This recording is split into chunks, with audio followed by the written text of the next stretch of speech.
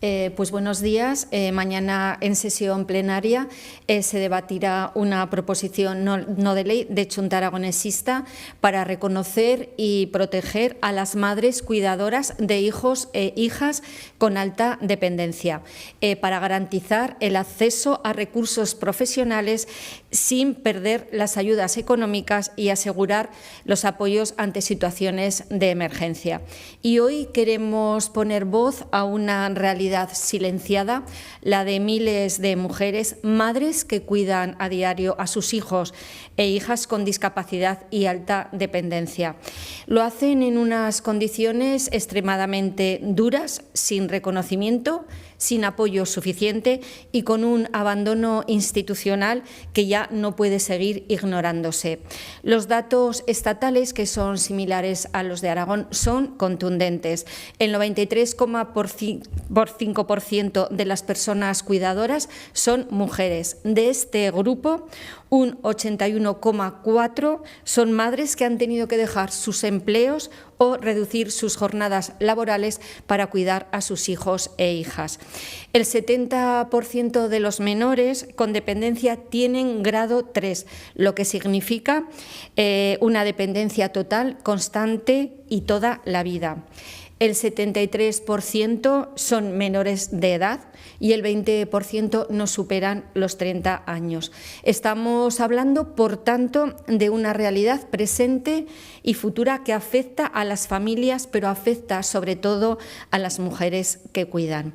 Estas mujeres sostienen el sistema de cuidados con sus propios cuerpos, su propia salud física y mental, renunciando a su autonomía económica, a su vida profesional y a su desarrollo personal.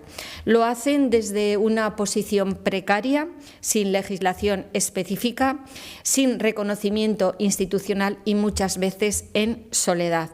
Y esto no es casualidad, es el reflejo de una estructura desigual donde el cuidado sigue recayendo en las mujeres sin que exista una corresponsabilidad real por parte de las instituciones públicas. Por todo ello, desde Xunta Aragonesista hemos presentado esta proposición no de ley que buscamos dar el primer paso hacia el reconocimiento y protección de estas familias.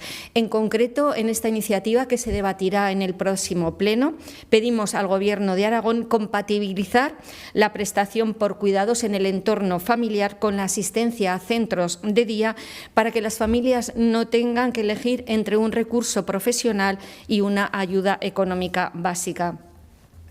También garantizar el alojamiento temporal en centros residenciales de referencia cuando la persona cuidadora se enfrente a una enfermedad, a un ingreso hospitalario o a agotamiento extremo. No puede ser que ante una emergencia estas familias se queden sin red. Reclamamos también al Gobierno de España el reconocimiento del cuidado familiar como actividad laboral con derechos laborales, cotización a la seguridad social y una remuneración digna, también cuando el menor asiste parcialmente a un centro de día.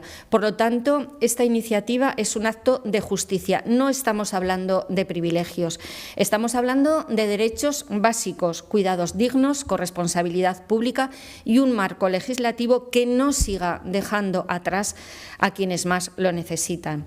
Esta propuesta de Xunta Aragonesista va por todas las mujeres que día a día lo dan todo por sus hijos e hijas con discapacidad, que lo hacen desde el amor, pero también desde el esfuerzo titánico que las instituciones públicas no pueden seguir dando por hecho. A modo de conclusión, esta iniciativa propone reconocer y proteger a las cuidadoras, madres de hijos e hijas con alta dependencia, garantizando el acceso a recursos profesionales sin perder la ayuda económica y asegurando los apoyos en situaciones de emergencia. Y también reclama al Estado que el cuidado familiar sea reconocido como trabajo con derechos laborales y cotización a la seguridad social. Porque cuidar no puede seguir siendo un sacrificio invisible. Es hora de que el esfuerzo y cuidados de todas estas personas se convierta en derechos reconocidos, protegidos y garantizados por la sociedad y por las instituciones públicas aragonesas.